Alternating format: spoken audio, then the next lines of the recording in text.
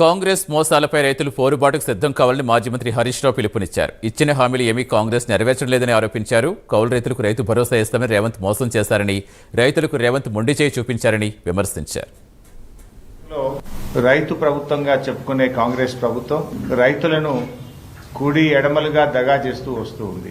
అడుగడుగునా రైతులను దగా చేస్తుంది కాంగ్రెస్ ప్రభుత్వం.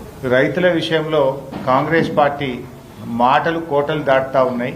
ఈ ప్రభుత్వం యొక్క చేతలు మాత్రం గడప దాటడం లేదు. ఇది రైతు వ్యతిరేక ప్రభుత్వం అని ఎన్నికలప్పుడేమో అరచేతిలో వైకుంఠం చూపించి ఎన్నికలు అయిపోయిన తర్వాత రైతులకు మొండి చేయి చూపిస్తున్నాడు ఈ రేవంత్ రెడ్డి గారు. Why are you playing blame game? ఒక అబద్ధాలు ఎందుకు చెప్తున్నావు? అన్ని మోసమే కదా. అన్ని పంటలకు బోనస్ అంటివి మోసం చేస్తేవి, 2 లక్షల మీద ఉన్న వాళ్ళకు కూడా 2 లక్షలు రుణమాఫీ చేస్తా అంటివి మోసం చేయబడితివి, రైతు భరోసా 15,000 అంటివి మోసం చేయబడితివి, పంటల బీమా అంటివి మోసం చేస్తేవి. లాస్ట్కు పాపంగా వ్యవసాయ కూలీలను కూడా మోసం చేయాలనా? రెక్కాడితే డొక్కాడని వాళ్ళు పొద్దున్నేసి చెమట చుక్కలను నేల మీద వడుస్తూ పనిచేసేటువంటి గా కూలీలకు కూడా కోతబెట్టుడు అవసరమా రేవంత్ రెడ్డి గారు? దయచేసి ఆ దళిత గిరిజన బీసీ వ్యవసాయ కూలీల పక్షాన ఈ ప్రభుత్వాన్ని నేను సవినయంగా కోరుతా ఉన్నా.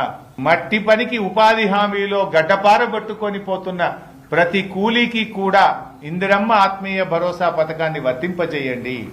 రైతు ప్రభుత్వంగా చెప్పుకునే కాంగ్రెస్ ప్రభుత్వం రైతులను కుడి ఎడమలుగా దగా చేస్తూ వస్తూ ఉంది.